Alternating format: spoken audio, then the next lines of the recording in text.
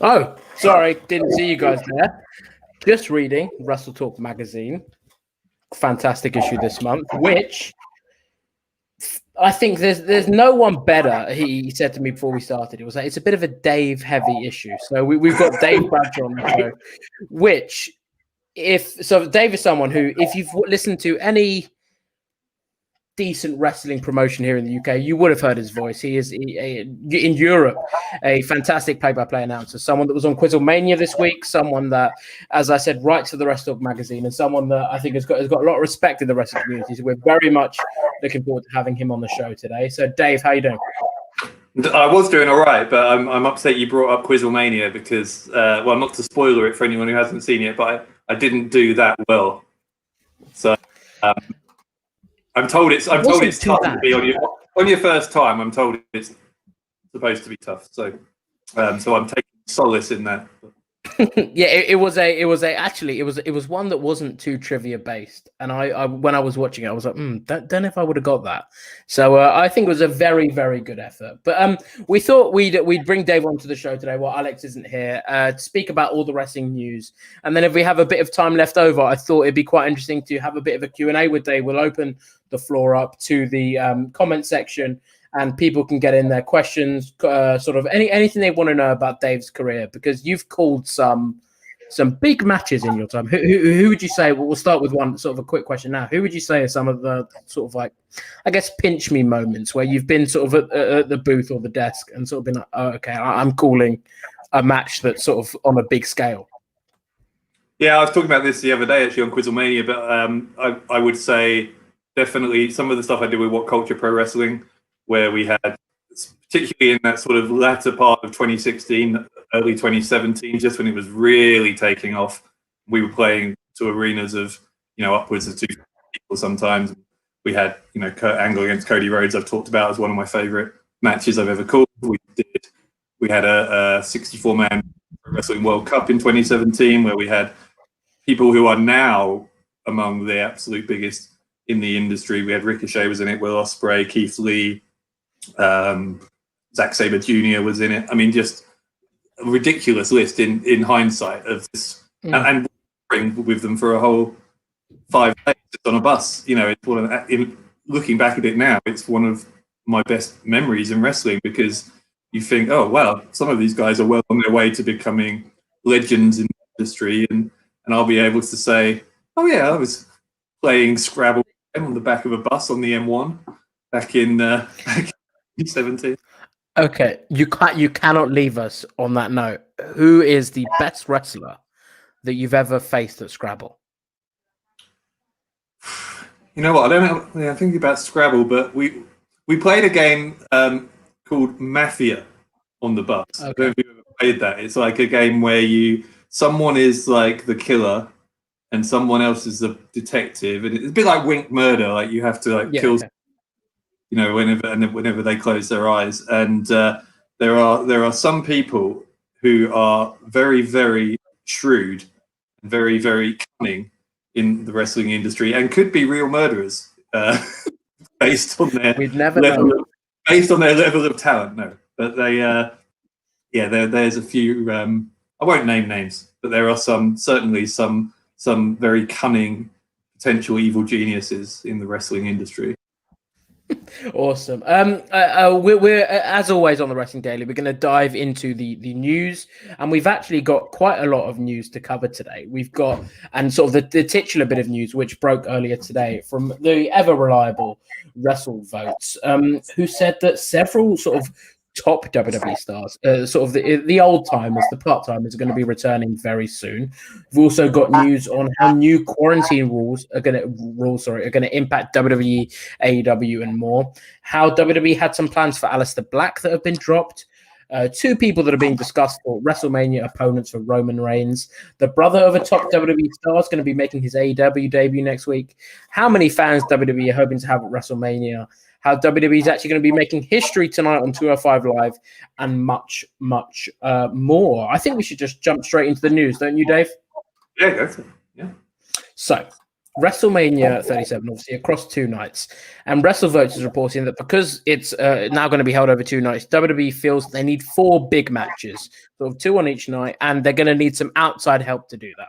So we're reportedly Goldberg and John Cena are, and I believe this is a direct quote, nearly locks, and Undertaker and Triple H are TBD, so potentially, and Rock is unlikely for the show. I mean, it is. We've spoken about it on the show before, Dave.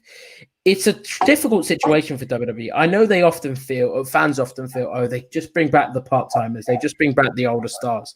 But when those stars, when those legend shows happen and they do well in the ratings, you can understand why WWE feels the need to bring those old timers back, I guess. Yeah, you can, but it wouldn't have happened back in my day in the Attitude Era. It didn't happen because it didn't need to. I know it's incredibly frustrating for younger fans who weren't around in that sort of Austin Rock heyday to hear this repeatedly about how old WWE doesn't make new stars anymore. But it is true to a point, because you would never. I mean, obviously it was a different situation. There was WCW existed and all that kind of stuff, but in the Attitude, they wouldn't have needed, even if he was available, to bring back Hulk Hogan to a rating, because Stone Cold was doing numbers better than Hogan ever did. So I do think it's a bit of a reflection on, not on WWE, just WWE, but on how the industry has kind of declined in its ability to consistently draw good ratings. On the WrestleMania stuff, I really, really hope that, and I've got all the respect in the world for him, but I hope the Undertaker doesn't wrestle. I don't know if that's what that report meant when he said TBD, but the report was quite open. Some have interpreted that to be that it could be sort of a solo Hall of Fame induction. Some think it could just be an appearance on the show, like he comes out, tombstone someone, sort of in that Elias role that we've seen on shows. You have the heel in the ring, Undertaker comes out, sort of the crowd is happy. But some have then speculated a match, and I think WrestleVote said there, a lot of the people in the back think Undertaker's done, but all it takes is Vince McMahon to pick up the phone to his friend Mark, even though they might not be on the best of terms at the moment after a certain Joe Rogan podcast earlier in the week. But all really? What did he say? I know he was on it. I haven't seen it yet. Oh, it was bad. So he said the locker room, or WWE, has gone soft, and wrestling as a whole has gone soft. Oh, I know. Okay, I know that part. Oh, I thought you meant he said something bad about Vince. Oh no, it was sort of the current WWE product. He sort of said that he struggles to watch it right now. It's not the same as it was. There's no real big stars and things like that. Which, I mean, Vince wouldn't. I mean, he's never going to insult Vince, but I think that's probably the most damning thing he's going to be able to say that would impact Vince in the slightest. I heard his quote. So I heard the quote about how back in the day men were real men and had knives and guns, and now they're all playing video games, which I thought was maybe a little ill-advised, but yeah, I hadn't heard the rest of that yet. Interesting. Okay. It was, so even if you haven't heard it, I wouldn't go out of your way to watch it, because it is it's an infuriating listen. It is about just shy of 3 hours of a lot of real men in my day, and you sort of like, I would much rather be in a locker room that plays video games than one where 40-year-old men are dying in their 40s because they're injecting themselves with God knows what. He also, actually, Adam Southfield said this in the comments, and I completely forgot. He admitted to taking steroids during his time with WWE, which Vince, I'm sure, would have also loved. But yeah, I'm like you. I hope the Undertaker doesn't wrestle. Before Survivor Series this year, I was very much in the camp of, all right, he's done. There's no way he comes back. Before Survivor Series, I was like, he's not done. He's going to come back. But after Survivor Series, I was like, I don't think he can come back. But then hearing this, I wasn't shocked.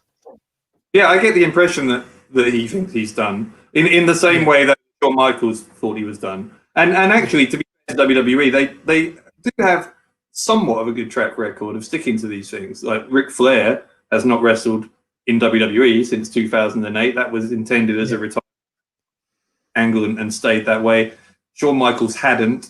And my thinking about Undertaker after Survivor Series was that we were probably odds were we will see him again, but probably for a huge payoff in Saudi Arabia. Same thing that happened with Shawn Michaels, or something similar to that. I don't get the impression, and this is purely based on what you see in the last ride and all that kind of stuff. But I don't get the impression that Undertaker is particularly eager to come back just to help Vince out on a WrestleMania card.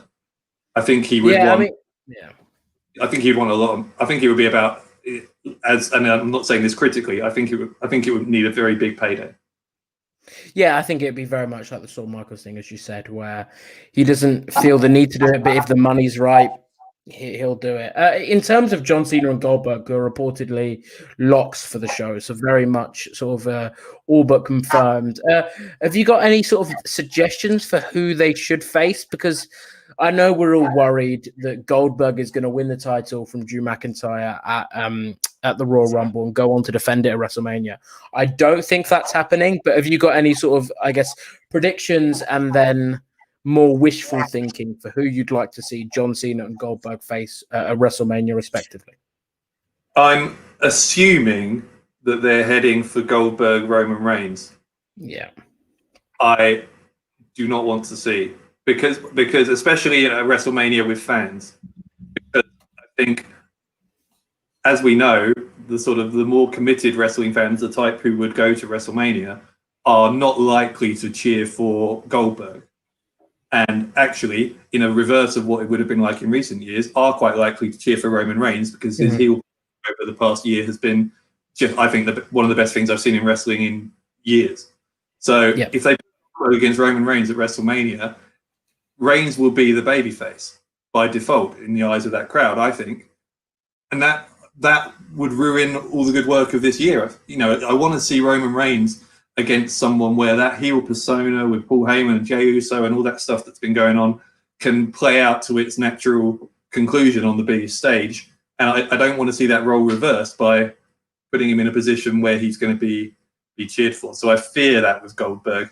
John Cena, I'm not sure. I was surprised to see that today.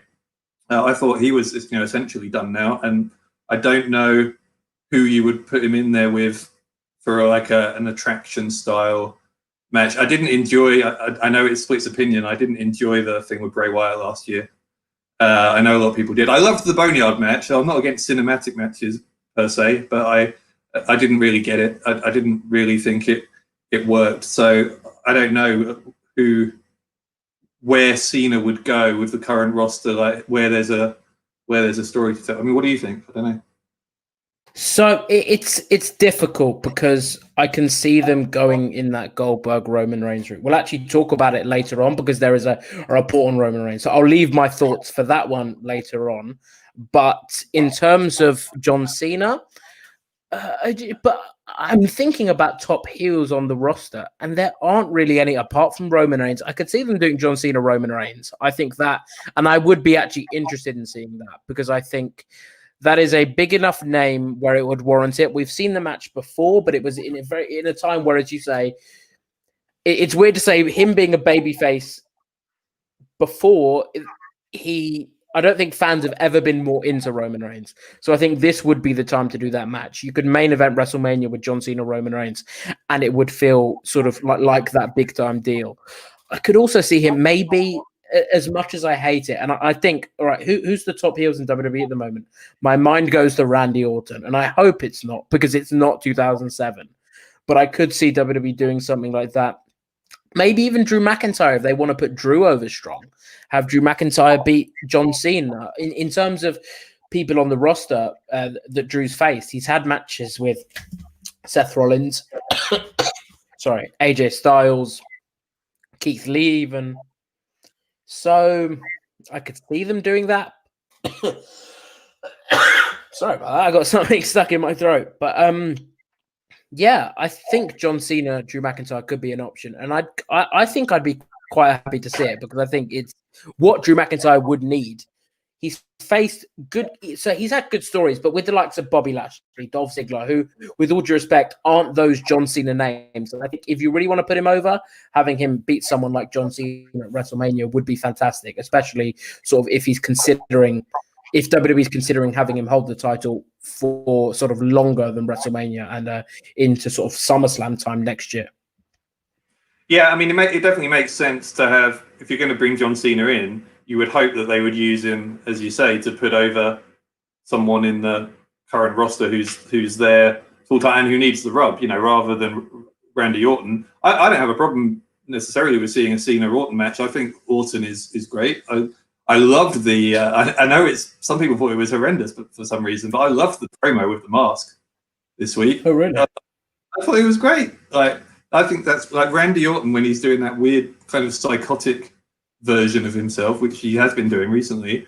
I think is by far the best Randy Orton, and the mask. You know what I liked about the mask was that it was so like just grubby. You know what I mean? It wasn't like he had like it's like he I don't know like cut some holes out of some like pipe, you know, and it was like oh okay. I kind of like the I sort of liked the visual of it. So Randy Orton Cena wouldn't be terrible, but it doesn't have a purpose other than for that one night. You know, like you say with Drew McIntyre, if you put McIntyre over Cena, that's huge for Drew McIntyre, and that would earn him after an incredible year as one of the guys. And that's what we're talking about. We were saying earlier about how WWE doesn't always do as well as it maybe used to at creating new stars. Well, that's how you create new stars. If you are going to bring in the old guys, you use them to make the new guys bigger than they were. So I hope that would happen. But I don't know. I've been puzzling all afternoon about how I think John Cena would fit into the jigsaw of a WrestleMania card this year, and I haven't figured it out yet. I mean, while we were talking about Drew McIntyre, I actually wanted to ask you, as someone that obviously covered a lot of WCPW doing their commentary, how's it been seeing him be WWE champion? You must have, at the time, thought, all right, this guy's got the potential to be WWE champion and sort of not only WWE champion, but return to WWE, make a name for himself, and really prove the company wrong, I guess, for letting him go. Yeah, he was our champion in WCPW right around that time I was talking about, where we were really at our peak of popularity, I guess, in 2016 and 2017. And of course, he'd already been in WWE at that point. He was between his two stints there. I didn't know that he would necessarily ever go back because, of course, he'd been released. And so it was a surprise. I didn't know in advance that he was going to show up at Takeover on WrestleMania 2017 weekend. So it was bittersweet because I was delighted for Drew. Obviously, that was always his goal to get back there, but it was sad for us because he'd been such an incredible champion. And Drew is such a really, really stand-up guy as well. He's one of those people who, if you've met him, if you've worked with him, you cannot help but be delighted when he does well. And the smile across, well, not just across my face, but across the face of everyone in British wrestling who'd worked with him when he finally got his moment. I know it wasn't in front of a crowd, but when he got his moment at WrestleMania last year, it did feel like, one of the good guys had got something. Yeah, I mean, particularly for British fans, I know if it's one of those things. If it was William Regal that won the title, he would have been English. But because Drew McIntyre, we'll take him as British, we'll take him in. But it's like tennis. When Andy Murray wins in the tennis, we say he's British, and when he loses, he's Scottish. Yeah. Exactly that.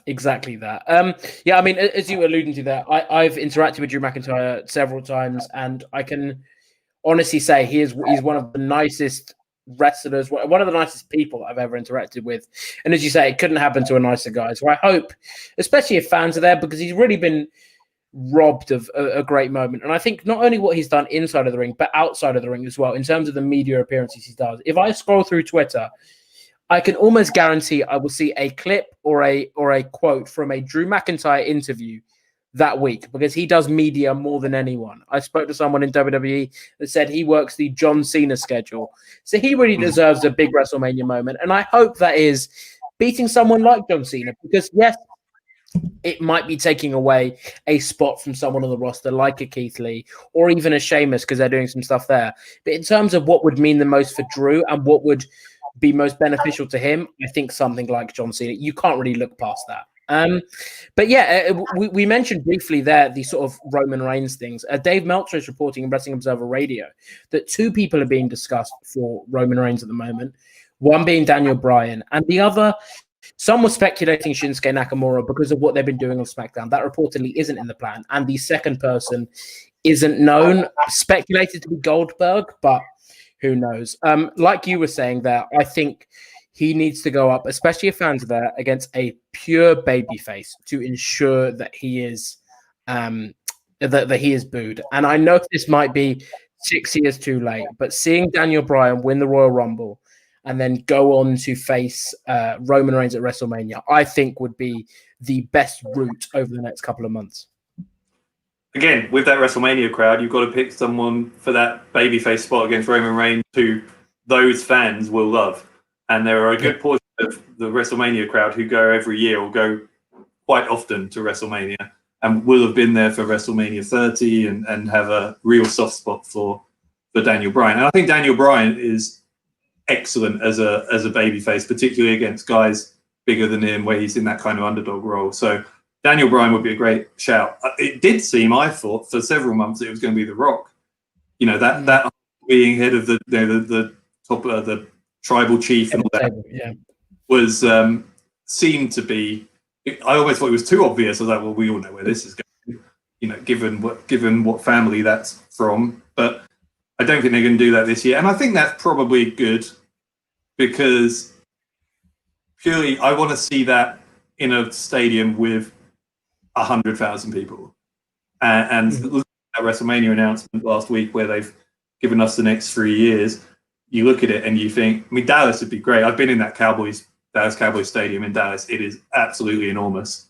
And I wanted to go last time. I might try and get over there for next year if there's going to be a full crowd, because just to see a WrestleMania in there would be spectacular. But you think Los Angeles would be the place, man. Like, because I mean, the theme is going to be Hollywood, have the biggest star in Hollywood against his own cousin, who declared himself by then it'll be a couple of years as the chief of the family. So Rock Roman Reigns in 2 years' time, if they can keep Roman Reigns' momentum going, would be just, that would blow my mind. But yeah, for this year, I don't know. I think I'd rather see Daniel Bryan than Shinsuke Nakamura, probably. Mm-hmm.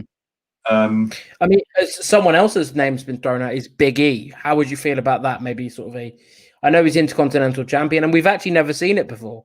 So maybe Intercontinental Champion wins the Royal Rumble and then goes on sort of a title versus title match at WrestleMania. Because I would like that, and I think Big E will eventually be the person to dethrone Roman Reigns. I just don't think it's going to happen at WrestleMania.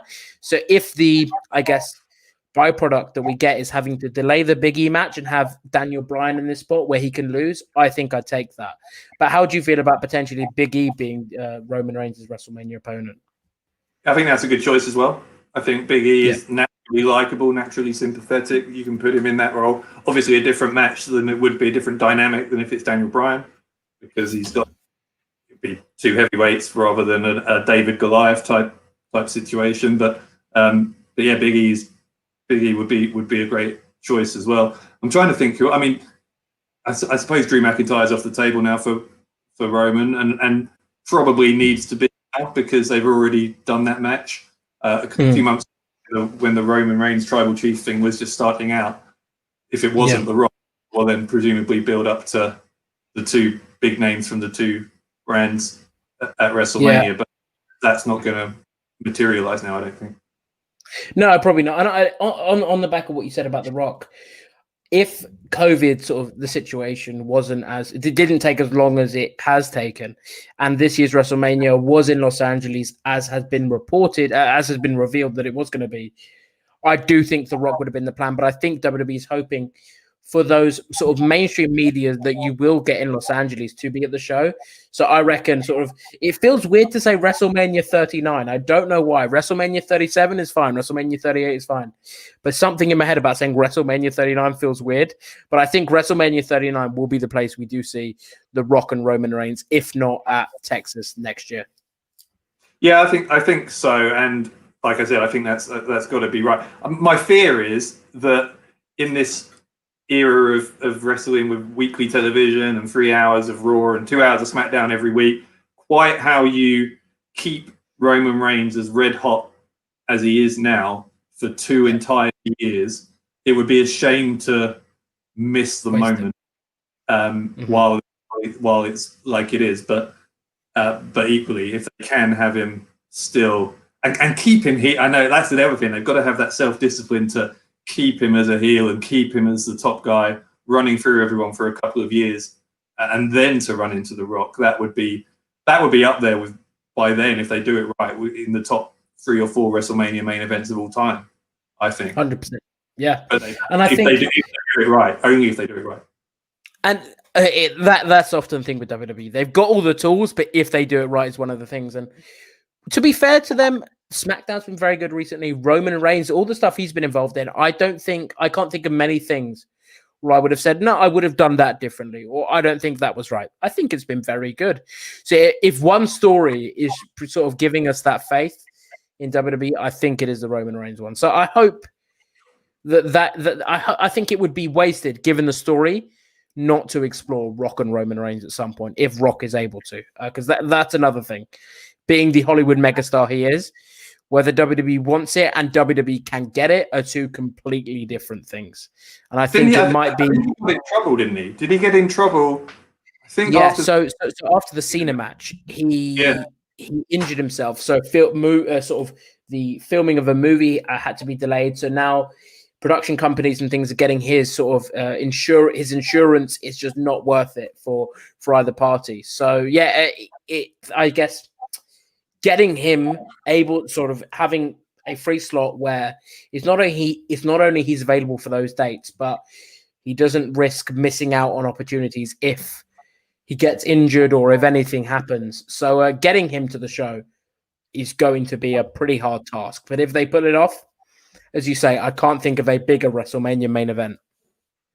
No, totally. And the other interesting thing I read, this may have been in The Observer, I think it was Meltzer, saying that the order of the venues they picked for these 3 WrestleManias is interesting as well, because obviously this year's one isn't going to be back up to full capacity yet.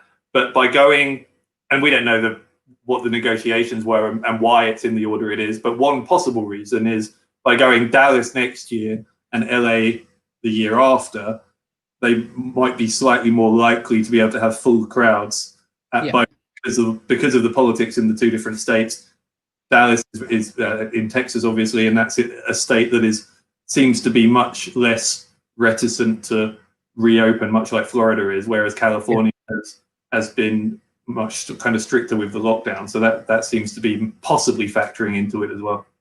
Yeah, I mean, it does make sense. I know it's a report from Dave Meltzer, but it does make sense given what we know, as you say, about how the different states are dealing with things. But you spoke about the capacity there. Want to touch on that briefly. According to Dave Meltzer, WWE is hoping for 30,000 fans, 30,000 fans at the stadium at Raymond James for WrestleMania this year. Both nights, 30,000.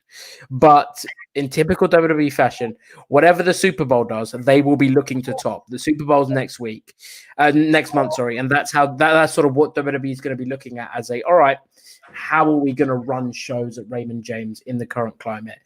I don't know about you, though. 30,000 fans sounds like a lot. It sounds like a lot given now, for SmackDown tonight, there is not one fan in the venue. And we're supposed to get 30,000 in like 3 months. It just sounds like a pretty big jump to me. Yeah, and Raymond James Stadium isn't. I'm an NFL fan, so I know a little bit about the different stadiums, and it's not as big as Dallas. It's 66,000, so capacity would be 45,000, which seems like a lot. In the numbers you hear now, it's normally around the 20 to 30% mark of capacity. I know we're both football fans, so when they had, it's just interesting how they deal with things. When we had fans over here in the UK for that brief period, it was 2,000 for a 60,000 seater stadium. And now you've got, for a 60,000 seat stadium, you've got 30,000. It seems like a pretty big jump. Yeah, and again, though, I think that's a difference in how different places are governed. Like Florida, where this has all been going on, and where the Thunderdome has been very quick to open up. I have a lot of friends in Florida because I lived there for a couple of years, and they're saying, that most of my friends are on the side of, wear a mask and let's be cautious with the lockdowns. So there's quite a lot of controversy over there about, not about wrestling specifically, but about the whole state, about how quickly and how safely things have been opened up by the state government in Florida. I know you mentioned Joe Biden being president now. I don't know how that's going to factor in, because now there's a new, not to bore everyone with politics. We were saying before we came on air, both Louis and I are politics guys. That's Louis' doing politics degree, and I've got one. So, but yeah, there's things that the national government can impose on the states, and there's things that the state governments get to decide. I'm not sure what the dynamic would be, whether Joe Biden, for example, can say to Florida, which is run by the opposite party, that no, you need to be stricter with your lockdowns and stuff. In which case, some of this ambition of having 30,000 in a 60,000 seater stadium, which, as you say, sounds kind of alien to us in the UK, where we haven't even attempted numbers like that in stadiums so far. I guess it remains to be seen. Yeah, and you mentioned Joe Biden there, and I love a good segue. So let's talk about a new sort of a bill he passed that is going to put a quarantine on people coming into America, which could impact WWE. Obviously, WWE doesn't have people coming in from Europe like AEW does with PAC, or Japan like they do with, or trying to get Riho. But they do have a lot of wrestlers from Canada. And it's unknown at this point whether athletes are going to be included, because I know over here with the UK as well, around the pre-season period where teams often go for camps in Austria or France or America or anywhere really, they were given sort of elite sportsman sort of exemptions, and that could be the case for WWE and athletes. We're not sure. Again, are they athletes? It's that WWE falls sort of slips through the cracks. They're not sports, they're not entertainment. So where do they fall in? And if Canada is included, that could be a real problem for WWE, because Brock Lesnar, who's reportedly returning at WrestleMania, lives in Canada. Bobby Roode, current SmackDown Tag Team Champion, lives in Canada. For AEW, Don Callis lives in Canada, who's a major player on AEW at the moment. So this could, and we're starting to see it, like how we've sort of been used to, I guess, how things were under Donald Trump. And I don't want to make this too political, but things were a lot easier given the relationship A, that WWE has with Donald Trump, and B, that WWE has with the state of Florida and Ron DeSantis. So I think we could be seeing things potentially get slightly harder for the companies now that Joe Biden's in office and has been elected president this week. I mean, a matter of days, and we're seeing how things are starting to change. He's been a busy man, hasn't he, in the last 3 years?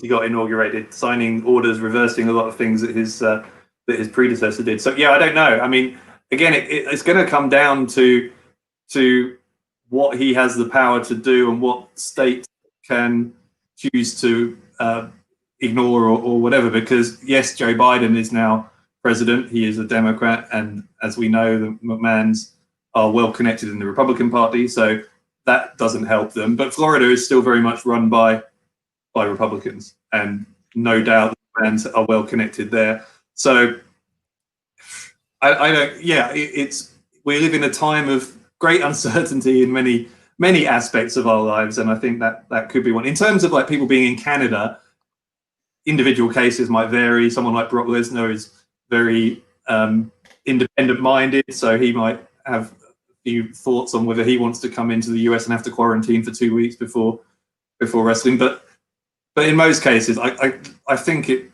maybe is getting overplayed as a problem, to be honest, because I think they'll work around it. They if they can build the Thunderdome, and work around not having crowds in that way. If there's one thing that this has proven, AEW as well have been very innovative in working how to present wrestling in the COVID era. This will just be another one of those. Put people up in houses in the US for the duration, because hopefully we are, touch wood, getting towards the tail end of the most serious restrictions, because as this winter goes on, there's people getting the vaccine and things. So hopefully, even if there is a quarantine thing coming in, we might only be talking about 3-4 months before that could get relaxed somewhat, which is only 12 weeks, 16 weeks. So if you're Vince McMahon, if you're Tony Khan, I would think you're probably saying to almost all of your talent for whom that might be a problem, well, you're going to have to move to Florida for a while. You're going to have to move certainly south of the border with Canada for a while, and they'll work it out. Yeah, I mean, we're gonna move away from the politics chat now. I know a lot of people are probably, if they clicked on the video when we're talking about Joe Biden and Donald Trump, thinking I come to wrestling shows to get away from it. But it is important to consider the ramifications that these things have. I want to get into one or two ultra chats here. If you want to get in your questions, comments, anything for Dave or both of us in particular, head on over to WrestleTalk.com/Wrestle2. And we will be able to answer. We've got one here from the Zornice who says, we know wrestling is scripted, but once believed it as children or the days of kayfabe. We watched a real fight. Then doubts came. So people standing there without actually doing anything or defending themselves when they're wrestling. How did you explain that to yourself? That, I guess, how was it for you when you realized wrestling isn't real? Was that like Father Christmas isn't real moment, or did you always know when you were watching? Yeah, I can't remember. I don't remember a moment when I think I always knew very quickly. Yeah. Started watching wrestling before you were born, Louis, in like 1991, and I remember I was at SummerSlam the following year at Wembley, and I remember thinking when I was at Wembley, because as I'm sure you know, British Bulldog Bret Hart for the Intercontinental title went on last as the main event, and I was there in particular because I was a huge Ultimate Warrior fan, and I wanted to see him in the title match, the world title match. That was on in the middle. So when they put on the world title match in the middle, I remember even as like a 9-year-old thinking, oh, well, if they're putting Bret and Bulldog on last, Bulldog must be winning because he's in England. So definitely within 12, 14 months of becoming a wrestling fan, even at 9 years old, I knew that sort of thing was going on, but I can't remember at what point during that first year it clicked, but pretty quickly. I think that's true for most people, isn't it? I mean, it's not. Yeah, I mean, I remember when I started watching wrestling, and it was when SmackDown was on a Friday night over here, like it is now, but it was pre-tape. So I used to watch it around 10 p.m. with my dad, and it was during the period. I'm going to make you feel slightly old here. It was during the period when I started watching that Teddy Long was in his tag team match phase, where everything was a tag team match, and we watched with my dad. And he'd say, it's going to be a tag team match now. And we'd be like, how do you know? And they'd announce it. We'd be like, how do you know? And he'd be like, I know people inside WWE that work there, and they've told me that. And we used to be like, oh my God, that's amazing. And then you do realize, no. Looking back on it, it is hard to believe. And I guess when you tell people as a kid, oh, I'm a wrestling fan, the first reaction you always get is, oh, you know that's not real, right? And I still get it today, and I'm sure you do as well. When people ask me, oh, what do you do? And I'm like, oh, I'm at university, but I also am a wrestling journalist. And they go, oh, like you know, wrestling's fake, right? And I often go, wait, really? It's real. But so how do you deal with that? I guess that must be another thing when you tell people, oh, I'm a wrestling commentator. Do you often get it's not real, right?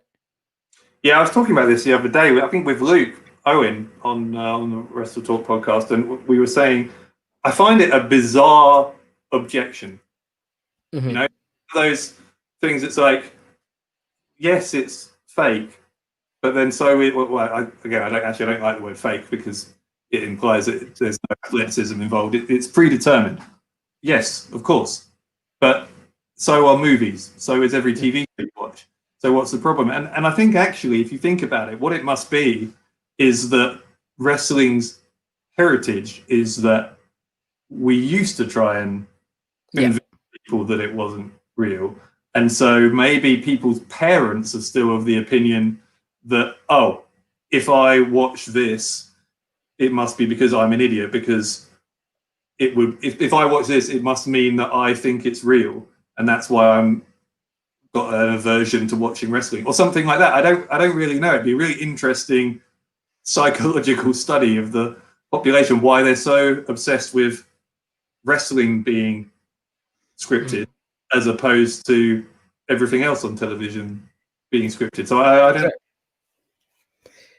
I think people assume that all wrestling fans and all wrestling people that work in wrestling think it's real, and but it's like, you judge a film and say, that I didn't like that actor's performance, but this actor was fantastic, or this actress played a role really well, or I love that scene. And it's similar thing to wrestling. You can say, I like that, I didn't like that. It's all predetermined, but it doesn't stop people judging it, critiquing it, making theories, getting interested in it. It's actually a comment here from one of our moderators, which really made me laugh, because I've done the same thing before. I tell people I work for a digital media company. I've done the same. I say I work in US sports or US sports media, and it's often that's just the easiest way of doing it. I do that. If I'm in a taxi and and the taxi driver says, "Oh, what do you do?" I'll say I'm a sports commentator, not because I'm ashamed of wrestling, but because if I say like 9 times out of 10, I go, it's all faking it, and then you have to have a conversation, and I'm just like, I'd rather just say sports and then move the conversation on rather than have to have that slightly irritating discussion every time. We've all had it. Something I actually wanted to touch on was there was a nugget dropped from Vince Russo, who I would never normally cite on one of these shows, but he said that the Goldust character was dropped because there were complaints from the USA Network. And Dave's article, for those that haven't seen, in the WrestleTalk magazine, which this issue here, which is a fantastic issue, covers sort of LGBT, how LGBT characters have been represented in wrestling and things of that nature. So, and I know you touch on Goldust here, so I thought it'd be less so talking about the news, but more as sort of a preview of your article, so people can know what to expect if they do check out the issue, which they definitely should do. Yeah, it's been a really positive response. I've been very grateful. As people might know, it's the first time I've talked publicly about my sexuality as well, which I do at the start of the article, and people have been wonderful about that. So I'm very thankful for how everyone has been over the past week. But the reason I mention my own sexuality in it is because I think that it helps for me to say that I'm gay when I'm explaining how those various gimmicks through the years have had an impact on gay people. Because if I were thinking, that's a straight guy, what does he know? And I can tell you that as someone who was struggling with their sexuality around the turn of the century, the Goldust gimmick was 4 or 5 years old at that point, but it doesn't help. Like, it doesn't help. You've got only those kind of stereotyped gimmicks. There's a problem with those gimmicks per se. The Goldust character actually was pretty clever in a lot of ways, and there was that whole intrigue about, well, he's got this director with him, this woman Marlena, but wait, isn't he supposed to be gay? So what's their relationship? And does he do all this kind of very sort of I don't know what you call it, like homoerotic kind of stuff with his opponents to get is it mind games? So I don't have a problem with the character on its own, but the difficulty is, and this was true in the entertainment world as a whole at the time, is that was the extent of LGBTQ characters on television. There was no kind of, you can be LGBTQ and be any shape, size, personality, any walk of life. The only representation was this sort of thing that it was in some way weird or in some way sleazy or seedy, to be gay. And that's one of the things I touch upon in the article. But I think the industry, wrestling industry and show business in general, has come a long way since then. It has some way to go, but things are getting better.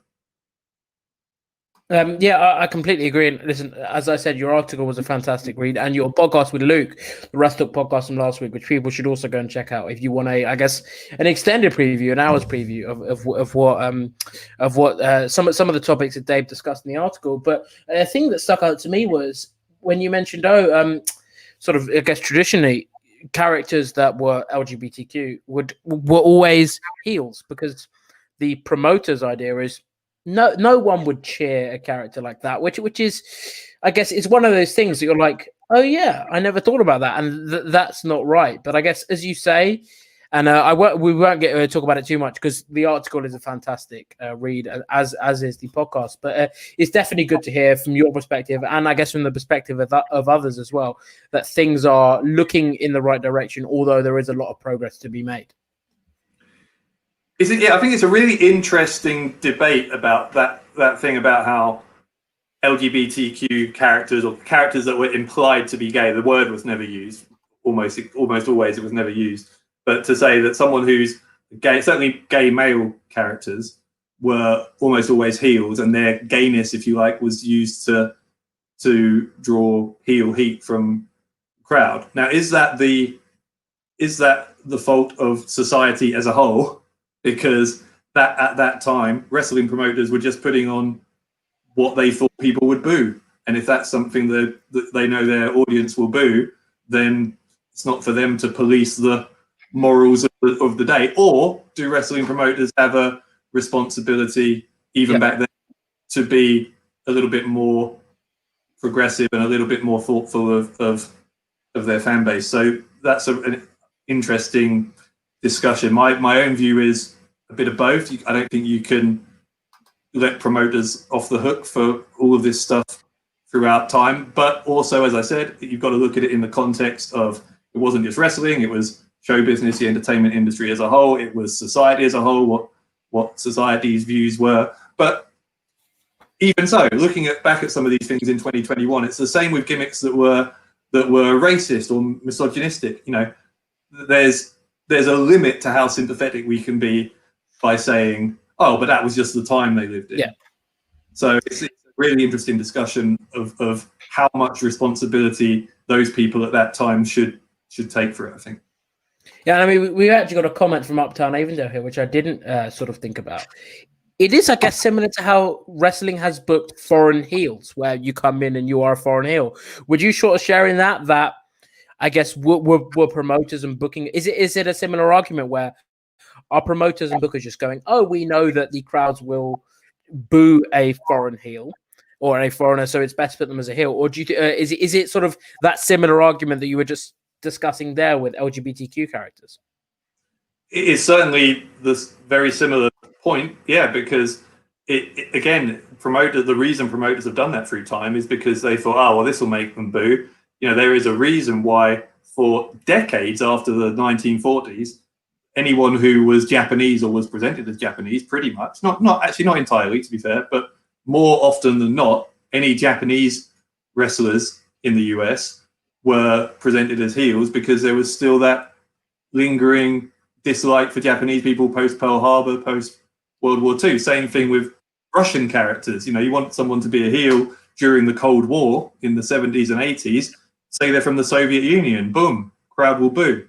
So yes, in terms of what can I do as a promoter or as a wrestler to create a gimmick that's going to get me heat, it's a successful thing to do.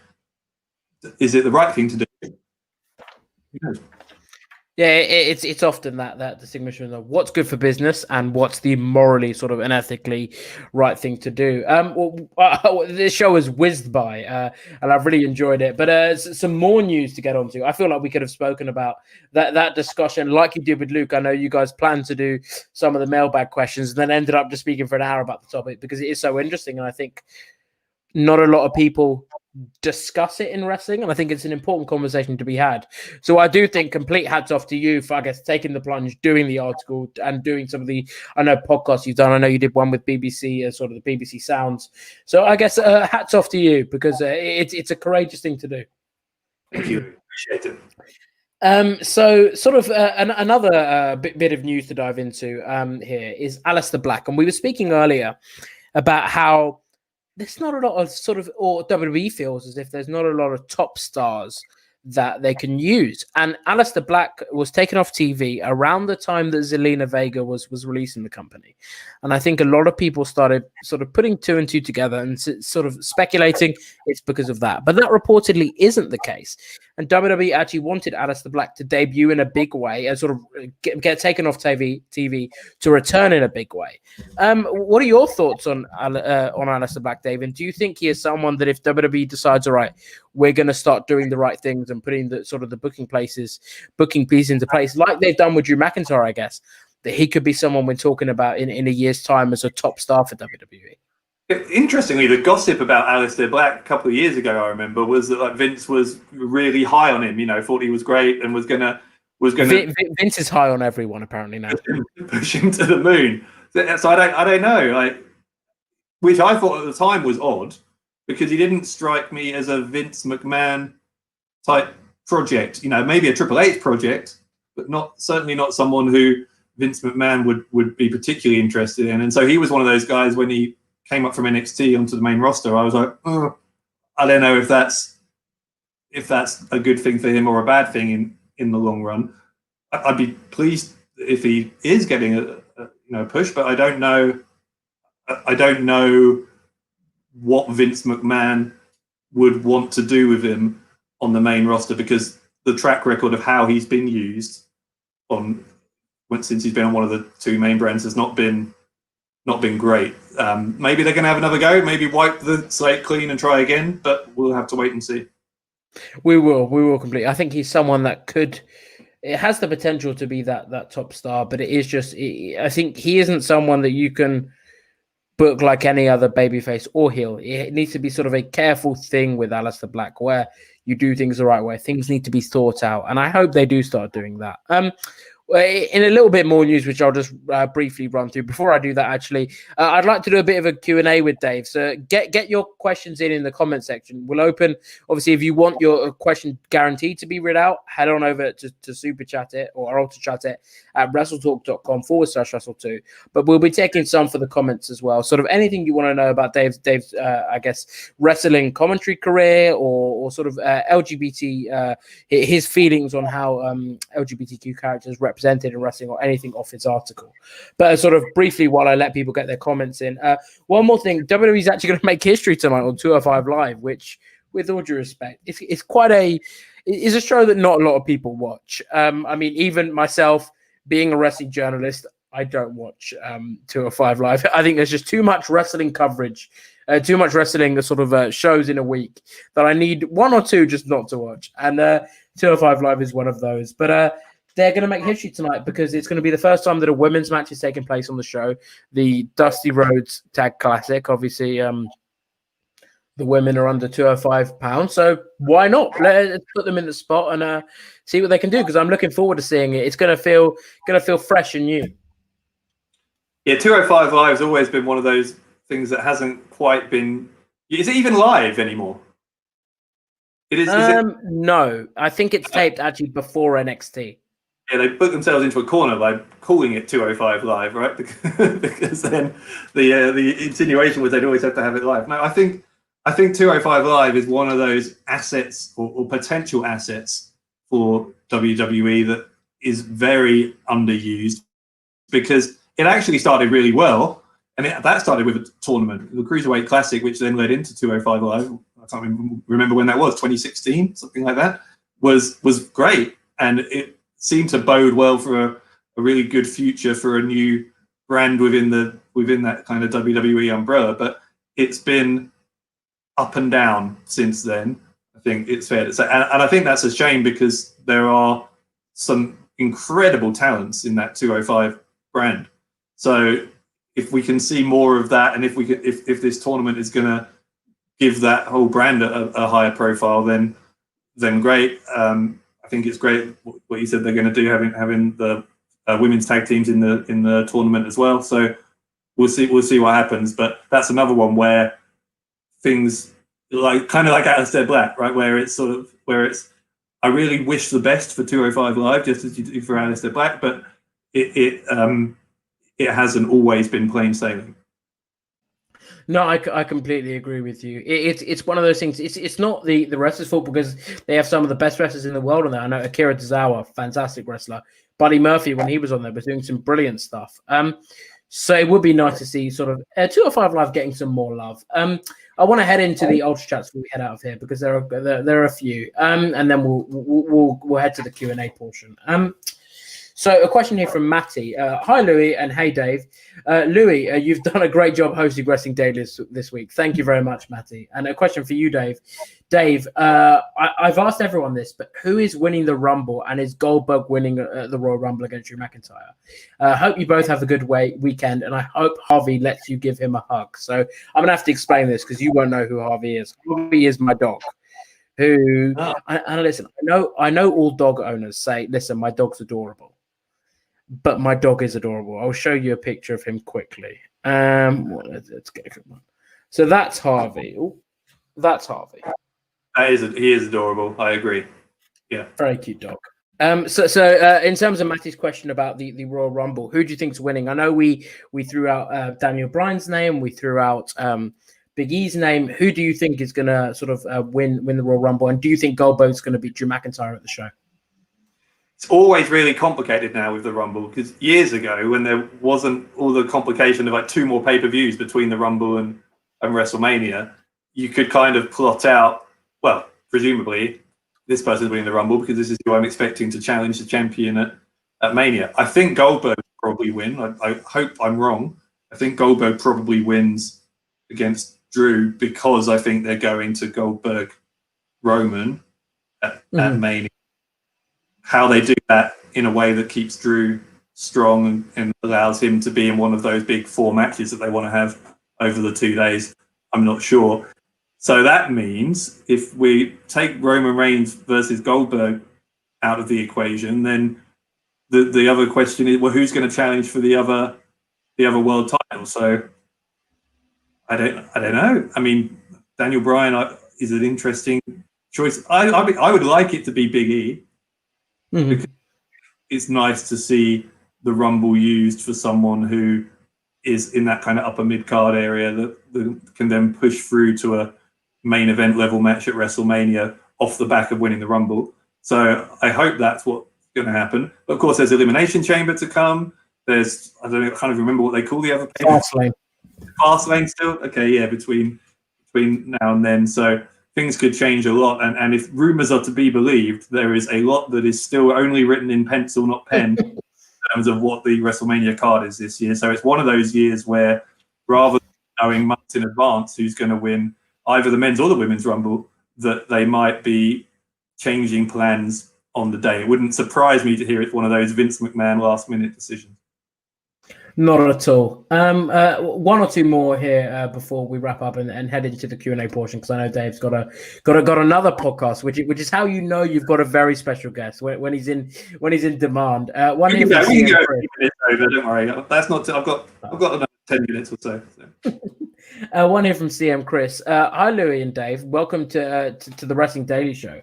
After my Dark Side of the Ring Ultra Chat on Quizlemania, favorite, if you can say that, episode from season 1 or 2, and what episode are you looking forward to on season 3? So I've actually got an interesting story about this. I have never watched an episode of Dark Side of the Ring because I quite like to be positive, I guess, about wrestling, and that does uncover some of the, I guess, topics that are harder to speak about.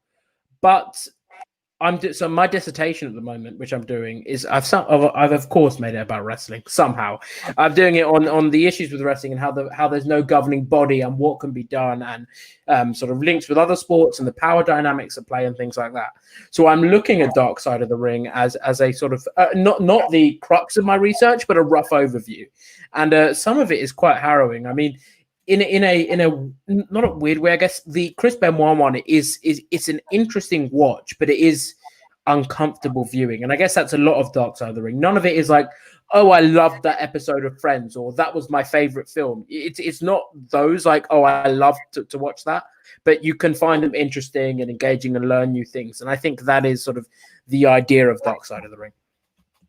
I mean, my favorite again, yeah, favorite's a weird word to use for Dark Side of the Ring, but I'm totally obsessed with world-class championship wrestling from Texas from the 80s, the story of the Von Erichs and how they were just absolute rock stars, and then tragedy hit the family again and again and again. So there's an episode about that, although actually, purely because it's only 40 minutes long, there's a couple of better things you could watch about the Von Erichs, because there's 2 different 3-hour-long documentaries about them. One of them is WWE produced, one independently produced. So that's excellent. And then some of the guys connected to that, there's a whole episode about Bruiser Brody, who, as you may know, was murdered in 1988 in a locker room in Puerto Rico. Really harrowing, as you said, but fascinating story. Gino Hernandez, who was part of World Class as well, he has an episode about him, which is really interesting, and I learned a lot there. So it's one of those things you can't really say that, oh, it's a favorite episode, but there's some really interesting stories, and I'm really pleased they made that series and that they're continuing to make it, because it's it's bringing up some important things.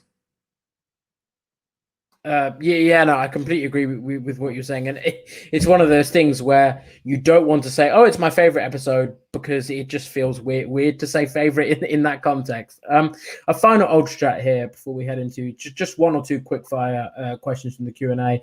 After the Joe Rogan podcast, is anyone else missing the days when he was silent rather than saying he misses the days when old guys took steroids and turned up armed with guns and knives? That's from Elizabeth Stallion. I guess in terms of The Undertaker, it is so weird to see him in shoot interviews of everyone, because until last year, really, it was The Undertaker. We didn't really know anything about Mark Calloway. And while it's been interesting, and the Last Ride documentary was fantastic, it's so surreal waking up to hearing, oh, The Undertaker admits to taking steroids. And you're like, I didn't expect to wake up and read that headline.